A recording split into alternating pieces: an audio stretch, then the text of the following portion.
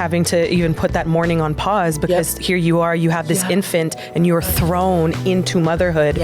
And there is no restart. Ooh, I am a mom of 3. My goodness. Sometimes like I wake up and I think, whoa, I'm really responsible for 3 human beings. So how did I get here? How did I get here?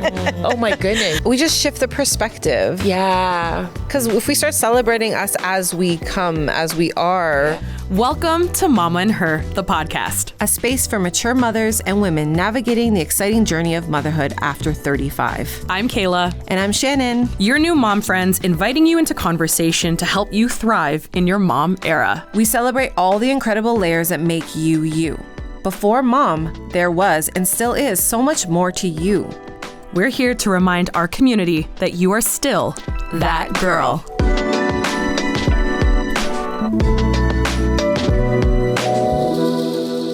Welcome back, everyone, to another edition of Mama and Her, the podcast where motherhood, faith, and community meet.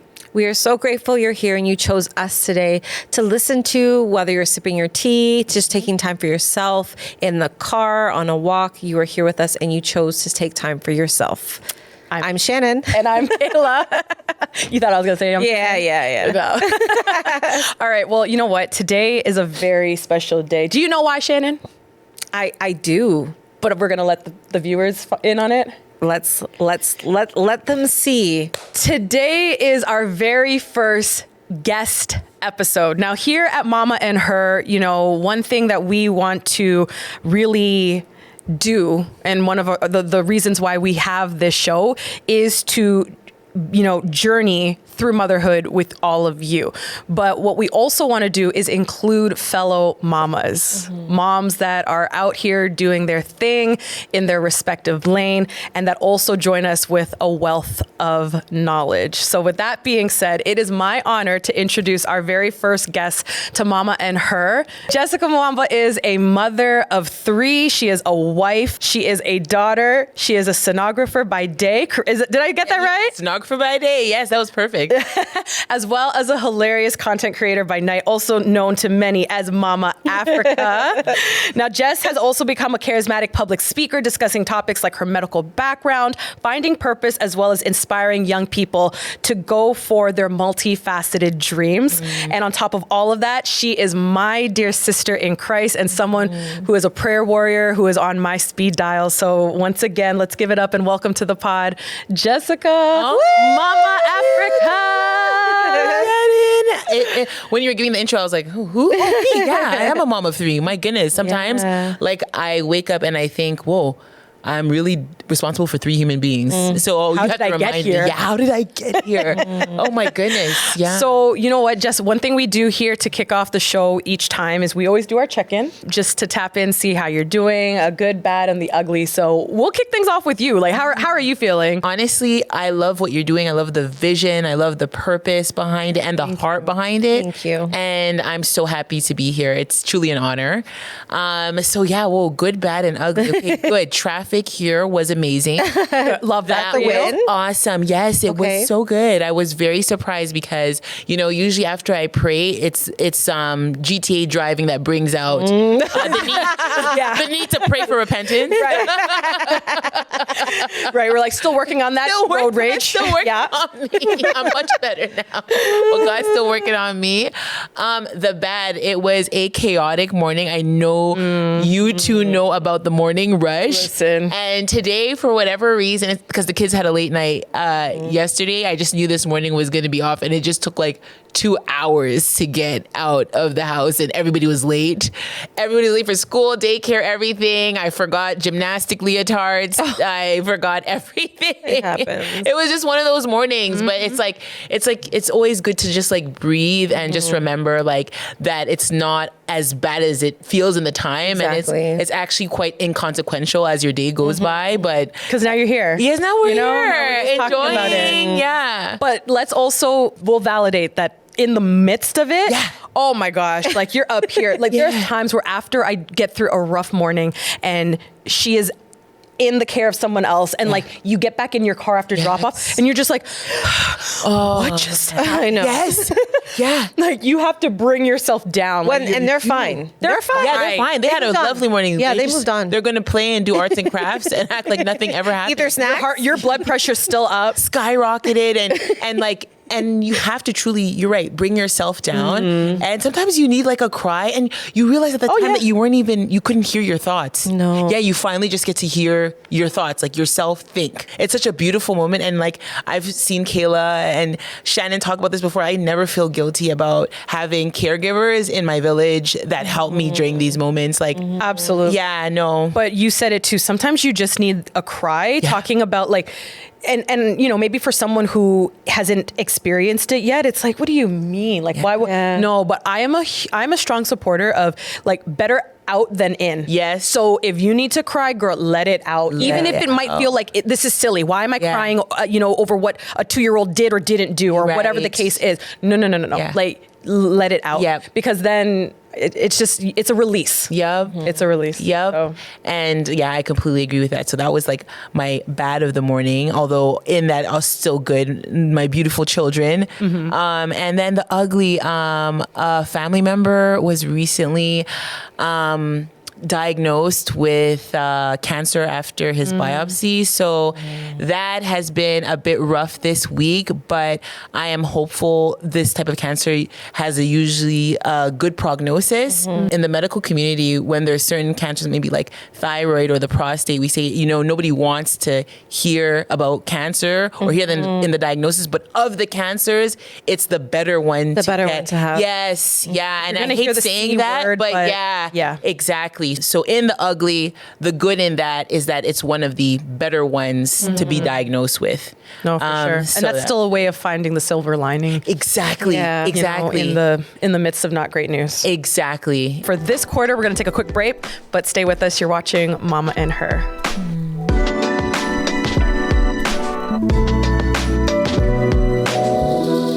All right, second quarter. Welcome back to Mama and Her. So we're going to just dive right in with you, Mama.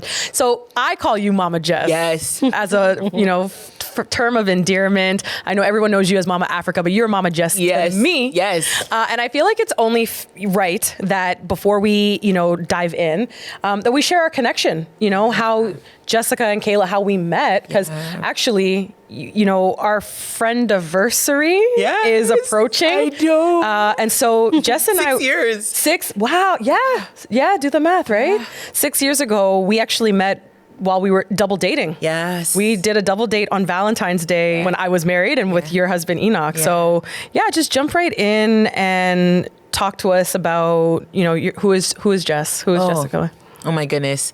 So multifaceted, so multidimensional. I'm trying, it's funny because I'm in a season where I'm literally like, God, I'm going to apply to all these things and apply myself in all these things, and whatever is not your will, like I know that door will be closed, and I won't take it personally and I won't take it to heart, but I'll know that it's your simple redirection. But yes, growing up in an African home in Canada, I grew up at church every Sunday, Bible studies on Wednesdays. So first and foremost, faith was an integral part of who I was. A pillar. Yeah, so huge all the time. And it's a reflection of me as an adult now.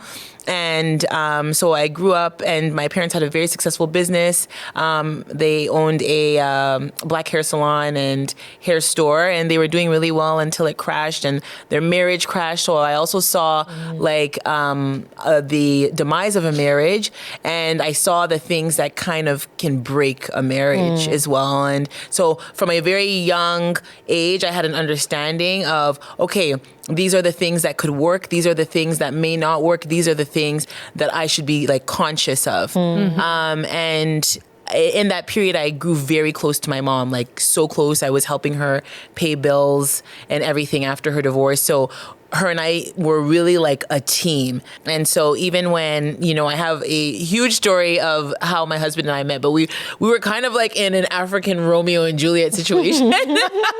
That's for a whole other episode, topic. But yeah, my mom was my pillar throughout, and she always just said like, just as soon as you get your first degree, you can have a husband and everything. Like, she just wanted me to get my degree, so I got my degree in kinesiology. Okay. I got a post-grad in ultrasound, and then I met Enoch, and we were dating, and, you know, we got married 5 years after we started dating.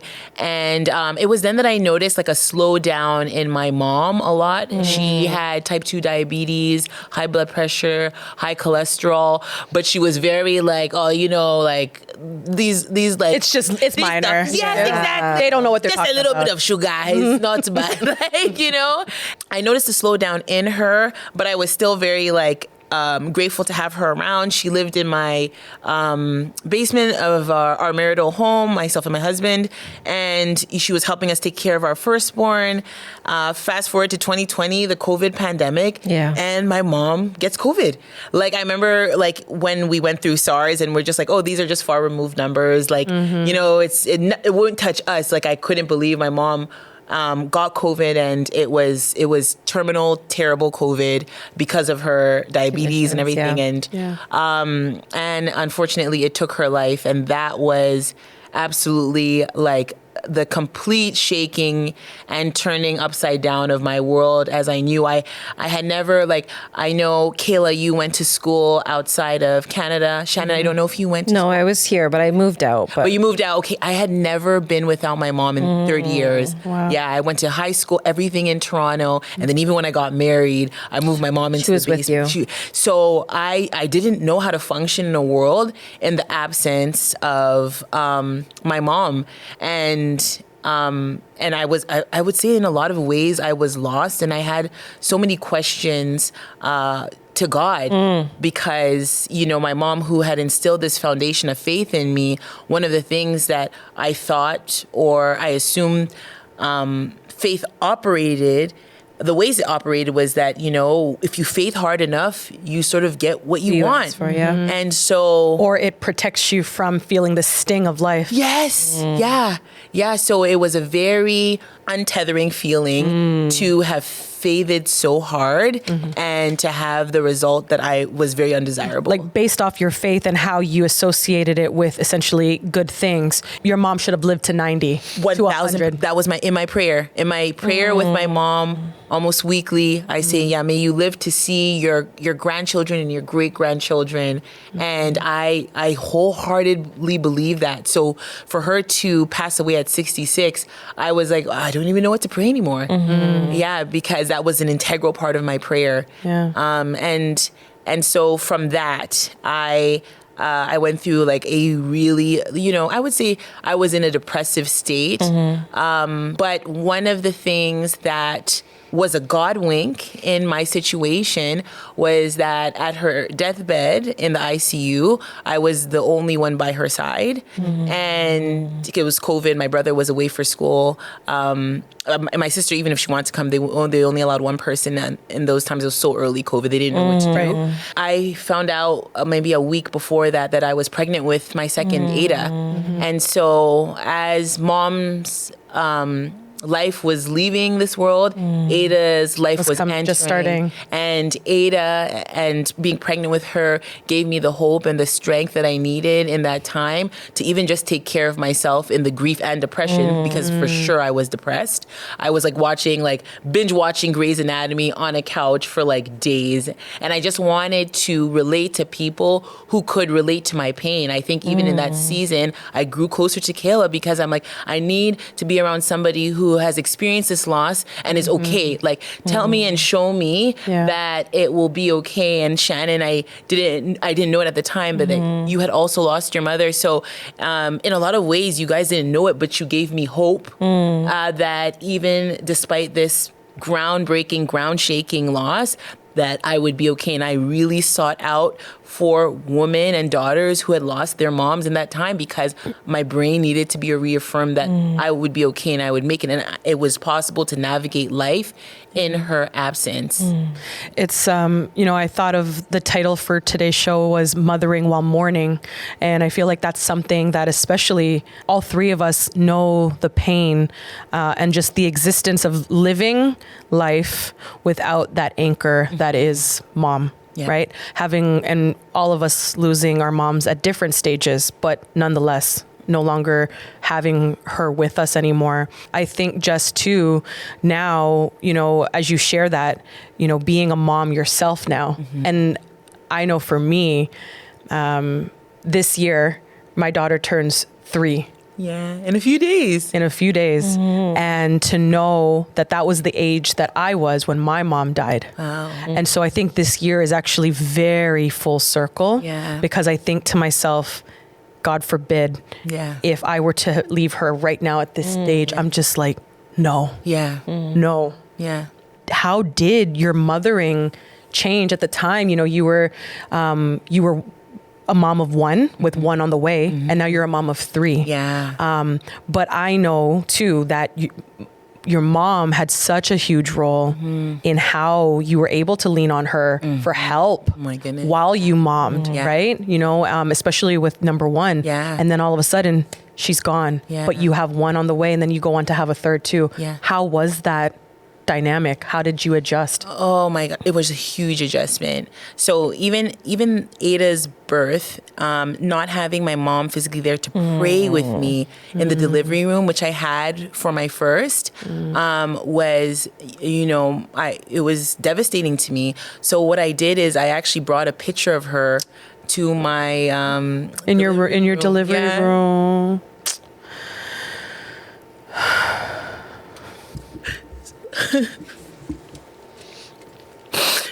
And thank you.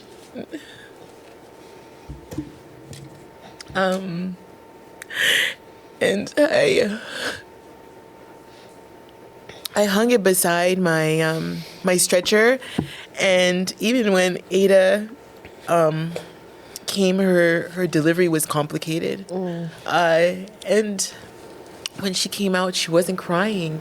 Ada was a big baby, and she was in the birth canal for a long time as they tried to get her out, and she wasn't crying. And I remember looking to my mom's picture and saying, like, Mom, please, like, if you're here right now, like, please, like, intercede on my behalf. Like, I could barely handle your loss, but I won't be able to handle it. And then Ada started crying.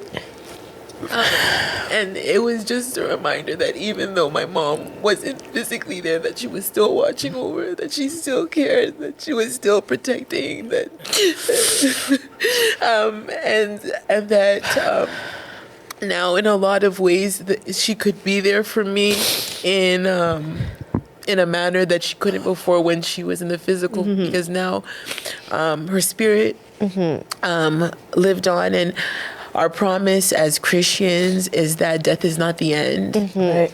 Yeah. And so I knew that her presence would continue to live on, and as for how it changed the way that I mothered, my mom was an extremely strong woman, and when she put her mind to something, she could do it.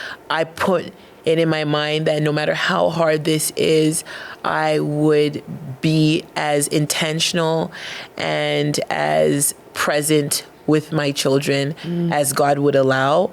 And it changed so much. It changed the dynamic of even my marriage, because having an anchor like that in your life for a child, in a lot of ways, you're not even a real parent. Like, and I don't say that to diminish people who have that help. If you have that help, utilize it. It's a blessing. It's a blessing. I pray to be there for my daughters in the way that I missed she was my for mom. you. Yes, and that she was for the first 2 years of Ia's life. Absolutely, that's my prayer. But it is a different dynamic completely completely. And so in a lot of ways, Enoch and I were becoming first-time parents second. It felt like you took the training wheels off. Yeah, exactly. Yeah, with Ada. Yes, yeah. When I didn't feel I was ready for it, so I was just stumbling and stammering and trying to figure this out now in her absence.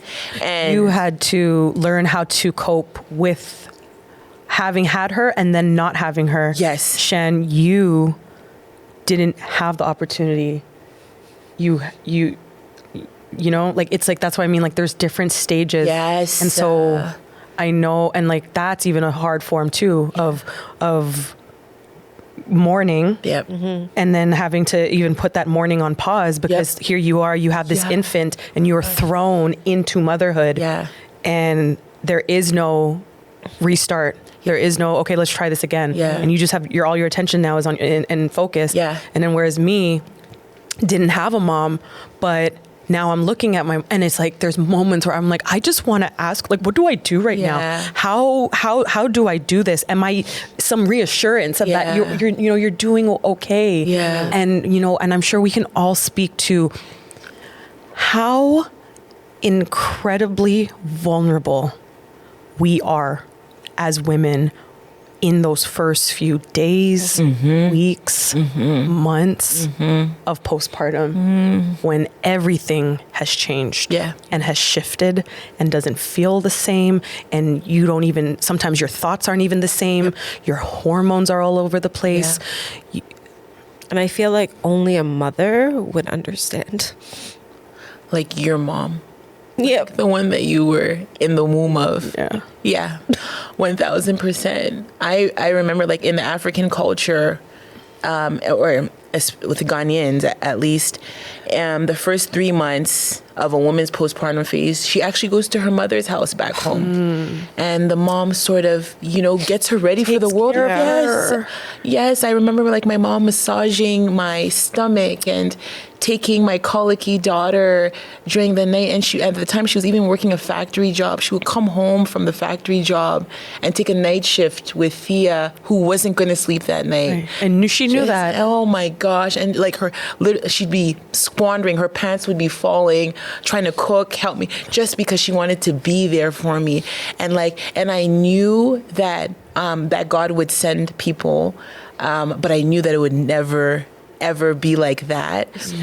But what I've been grateful for, although one person couldn't replace her, there's been different people to help bring aspects of her with like in the children's lives, and like that I am so grateful for. I'm so grateful for.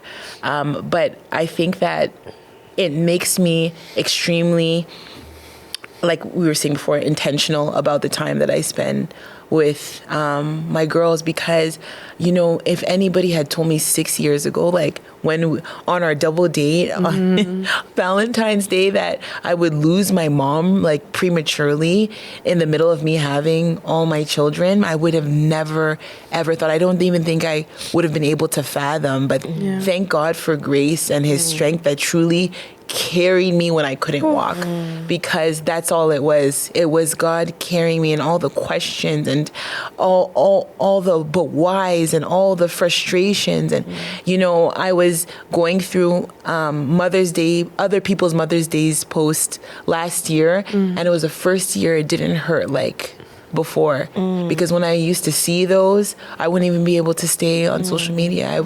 It made me feel so jilted and like, well, how come other people can have their mom? Why do they get to experience it and not me? And not me. Like, what, did I do something wrong? And I know we totally believe in the sovereignty of God's plan, but I couldn't understand why that sovereignty incorporated such pain for me. And so, in this journey and in this grief cycle, I think that the points where you get to where you can see a Mother's Day post and not cry is also points of relief. But then there's also this little bit of guilt to, should I be moving on? Should this still hurt? I remember feeling like that too, especially because I had a newborn when she when she passed, I had a fresh baby. So I was like, should I be more focused on still the loss? And there's almost like this guilt of trying to move on, even though you know they would have wanted you to. And so trying to move on, but still keeping their memory alive. And that was even a struggle for me. Like, Jessica, how come it doesn't hurt as much as before? How come you don't cry every time you bring her up anymore? Is that normal? Like, are you still honoring her legacy? Do you still love her? So that has been difficult for me to navigate as well. I've found that since becoming a mom, that my mourning has been less when it comes to my mom. What I mean by that is, to your point, like when you would think of her, or like if I would, note something like on her death anniversary or on Mother's Day, the last 2 years, the sting hasn't been there. That's great. But I think it's because Kennedy has been healing a part of me that mourns and aches for my mom still to this day. Yeah. And she died when I was 3. Wow. So here we are 33 years later. Yeah. It would still hurt. But just these last 2 years now as a mom, has it been better? Yes. It's never going to just be okay. And and so I, to your point, I don't think that, I'm not crying as much, or I'm not sad as much. I'm like, does it mean like, what does that mean when your healing actually is happening? Like, is that disrespectful to the person? To and their I don't legacy, think it. I don't think it is. And you spoke on legacy, and talk about honoring someone's legacy. You've done just that, because I had the honor and the privilege. I met Mama Africa just a few times, and like that was so early in our friendship. And little did I know it was only going to be a handful of times, right? But you've done so. You've taken. You talked about the grief cycle. You've taken the part where you've gone out of deep mourning, and now you're almost using your mourning for purpose. And that's how Mama Africa was birthed. And so all these tears and all of this sadness we're talking about, but you've now taken the form of laughter and have used it as medicine and healing. So tell us about that, because it's amazing to see that through all that laughter, it was birthed out of such pain. Yes. Oh my goodness. So much pain. So much pain. So for the first few, I would say the first 2 years, I couldn't talk about it without crying. So I knew that Mama Africa, although my husband would keep prompting me like, just, you got to share this, because I would say the reminders. Oh, all right, we're going to hold on. Yeah. It's going to be a quick break. Yes. If you are locked in, we are going to take a quick break, but we are going to be back with the second half of Mama and Her with Mama Africa, Jessica Muamba, and we're going to just kick off right where we left off. So stay with us.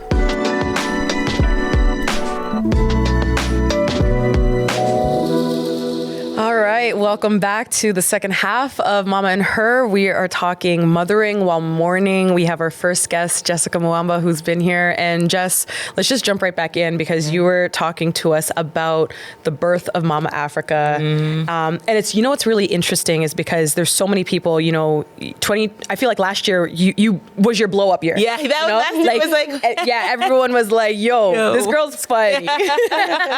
Mama Africa is funny because it's genuinely funny. It's so relatable. Yeah. African or not, I think it's for across the diaspora, across immigrant culture. Yes. It's so relatable. So again, share with us, how laughter became intentional healing for you.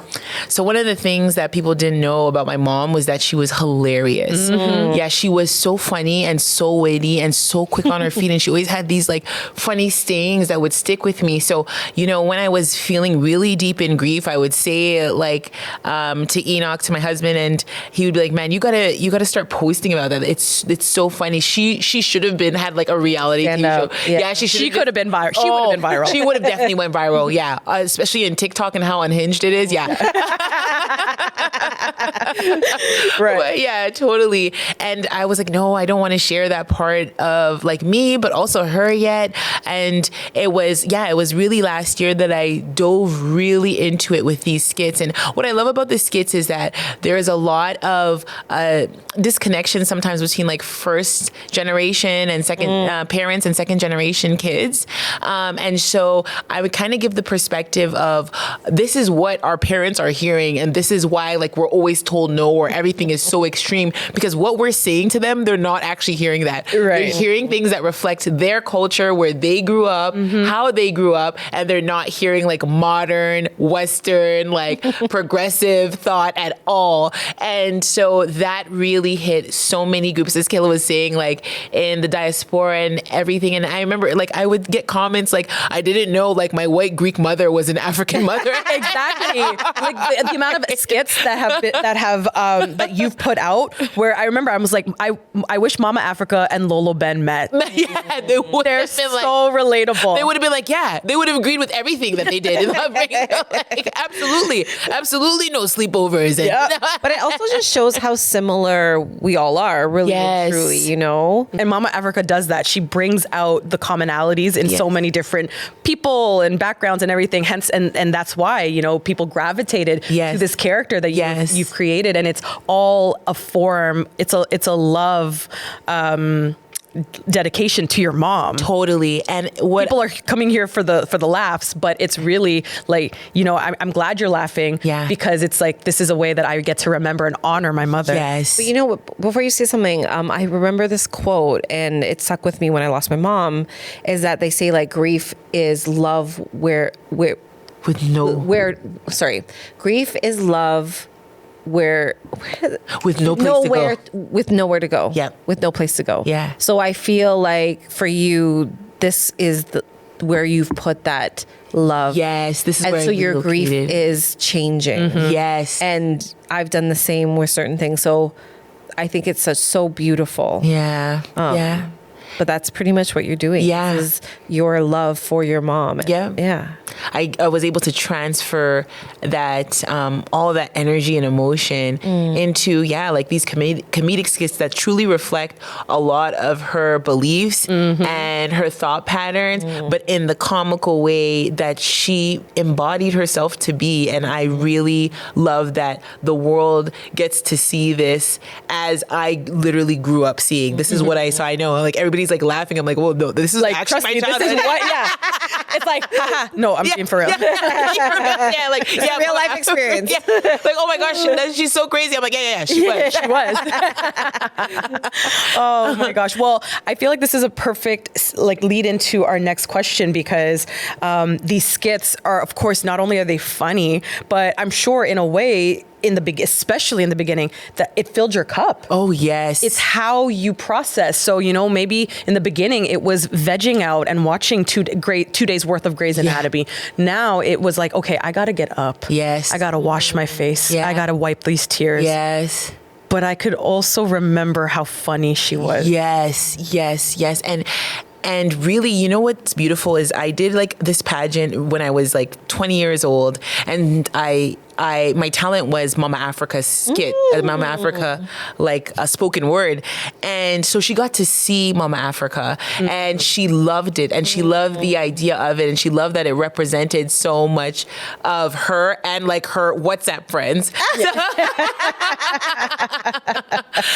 And so yes, it truly does fill my cup, and it's therapeutic. And I think the God wink within this is even people reaching out to me who have lost their moms, who you know, I'm on a few platforms, TikTok, Instagram, dabbling into YouTube, but in all of the platforms, I get the same, like, you know what, I lost my mom, and your skits and knowing your history allowed me to laugh again because you're laughing. And that has been such an impactful part of this journey, and a part that I never wish to forego. So as I keep her legacy alive, I allow others to see the joy or the comedy or the laughter in their grief. Yeah. And that is powerful. Oh, it's like laughter is literally medicine and food to the soul. When I was able to laugh again after mom's passing, I felt more like myself again. Because there are moments where you don't even know if you'll be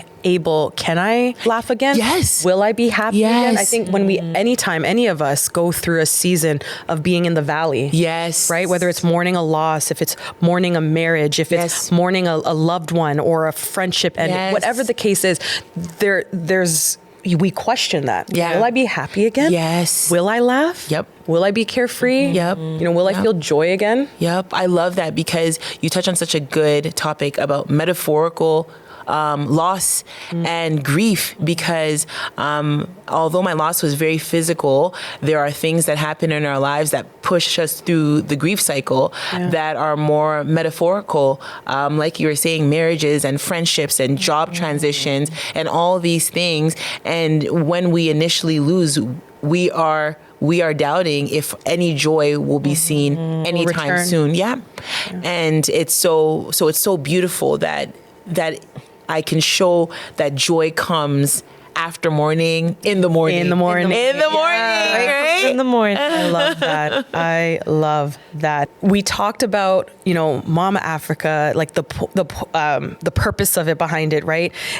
But one thing that I mentioned even in your intro, and because this is like one of the things I love about you, and I think this is why we're friends, is because you are a multifaceted woman. Yeah. Because I think it's safe to say all three of us are. 1000%. And so talk to us about, because that's why we even created this. This is Yeah. Mama and Her, right? Right. And so the her part for Jessica is that, yes, you're a wife and a mom and you love those roles, Yeah. but you are so many more things. Yes. So talk to us about how you're leaning into being a multifaceted woman. Okay. Oh, that's loaded. Okay. So I will say that one of my huge passions right now is like powerlifting. Ironically, I just got into it after I gave birth to my first, and I love it. I love how I feel when I get stronger. I love showing my daughters that strength is beautiful and empowering and can make you feel, not even how you look, how it can make you feel like you can Yes. take on the world alone.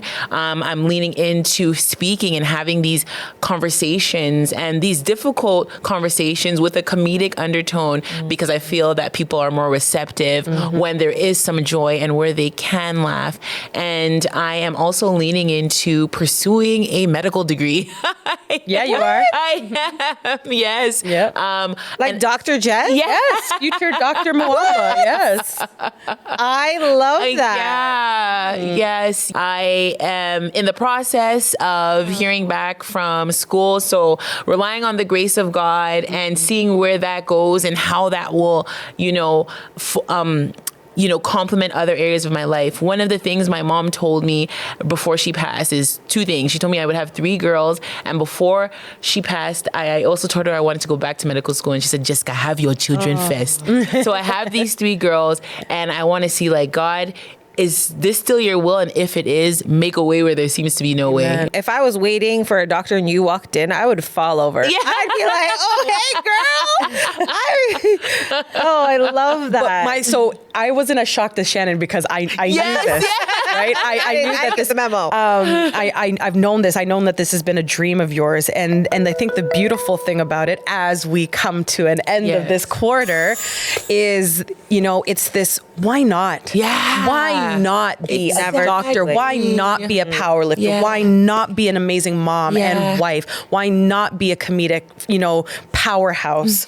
So I can envision me in the crowd, and when Dr. Muamba walks across, I'm like, yes, I see it already for you, and I love that for you. Yeah. Jessica. Thank you so much. Jess, as we conclude today's episode, one thing we want to do with our guests and our friends of the show is do our 6 rapid fire questions that Shan and I answered at the very beginning when we launched this podcast, but we want to know what these questions mean to you. So are you ready for them? I'm ready. Off the top of the dome, probably like one word or just whatever comes to mind. Okay. All right? All right. You want to kick it off, Shan? All right. Okay. Here's your final 6. All right. Motherhood is Beautiful and messy all at the same time. Ain't that the truth? What is the best advice about motherhood you have ever been given? Do what works for your household. Yeah. no matter what influencers or anybody else has to say, or experts, whatever, you're an expert of your own household. Amen Yeah. to that. Yeah. Preach. What is the worst advice you've gotten about motherhood? Listening, okay, just general advice from projected trauma rather than like actually like individualized advice. So yeah. Like overarching advice. Yes, overarching. That comes from a Yes. place of trauma. Yes, that comes from a place. So generally, to wrap that up, unsolicited advice. Nobody asked you. I didn't ask, okay. Nobody asked you. Oh gosh. Okay. Ooh. Okay.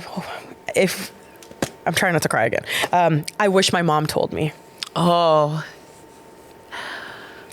Mama Africa told me a lot. She did. I wish my mom told me that even when we pray and we don't get our desired result, God is still in control. Yes, he is. Yeah. And that's a tough one to learn. Tough one to Or learn. not learn, but to accept. Yes. And to, it's his sovereignty. Yes. And I think our moms didn't want to tell us that, even though they knew that. It's one of those where, you know, it's one of the aspects of faith that they're like, kind of like, they'll get there when they get there. there. Yeah. 5. What would you tell your younger self? Oh, I would tell my younger self, your uniqueness makes room for you. That's Don't good. try to fit in a mold. Yeah. They were meant to be broken anyway. They were meant to be broken. I just hate the years I spent trying to be something that I wasn't because I thought I was too quirky or I didn't quite fit like what the stereotype was. Like your uniqueness makes room for you. Yes. And last but not least, love is. Oh. Compassion and humility. Yeah. And empathy. Yes. I think if you can give grace, be humble enough to grow, and put yourself in the other's shoes, in any relationship, it can be something that grows forever. I love that. Yeah. Yeah. Mama Jess, Mama I know, to all of you. I know. Mama Africa. Yeah, but- really, Kayla pawned that term way before even Mama Africa was created. Because like it would be phone calls and she'd just be like, oh, like Mama Kayla, how you doing? And I'm like, not good. Yeah, honestly, really helping each other out through like the depths of just difficult situations and mourning different things. And I think that now we're coming, like you were saying, like we wear the battle scars with pride because, you know, the enemy tried but couldn't take us out. Come on now. You know, like the scar means that I survived it. Yes. Right? And my skin, like, and this is the process of healing. That's what healing looks like. Like even if in the body, the most perfect creation, that when you heal, it leaves a scar, it leaves a sign that there was healing to take place. Yes. But when it comes to emotionally, we want to hide it and we want to push it down and we don't want to be vulnerable and we're scared to be transparent. But it's like, it shows that a scar shows that the healing had to take place. And it happened. Yeah. Tell for those who are tuning in and watching, you know, how can they keep in contact with you or tune in to all things Mama Africa? Yes. Yes. Okay. Instagram, Mama Africa Jess, TikTok, Mama Africa Jess. I'm now on LinkedIn posting more speaking engagements. Yeah. Jessica Muamba. So, but I will be out and about and I will be speaking about experiences. So I love that. I'll always be there. Man, thank you. Such an honor. Honestly, what you guys have is truly ordained and God is going to accelerate a lot of things. Yeah. Yeah. I received that. Hey. Yeah. I received that. He's already doing it. Been done. Yeah. Well, that I guess that about wraps it. Yeah. I enjoyed this time, ladies. Thank you for a beautiful afternoon. Yes. Thank And we look cute. Right? Oh my gosh, got to dress up. Like, I know. Now we can go back to our PJs. Yeah. I can say, wipe this makeup. I even have the bonnet right there. You got the bonnet. And honestly, thank you so much much for tuning in, whether you're in your car, you're listening, in bed right now, or we're in your AirPods while you're chasing the kids around. We appreciate you so much. And we made Mama and Her for where motherhood, faith, and community meet. So make sure you follow us on all of our platforms. We're there at Mom and Her Podcast. Mama and Her Podcast. And yeah, Jess, thank you so much. Love you. Thank you. Love you guys too. And we will see you all next time on the next episode of Mama and Her. Bye.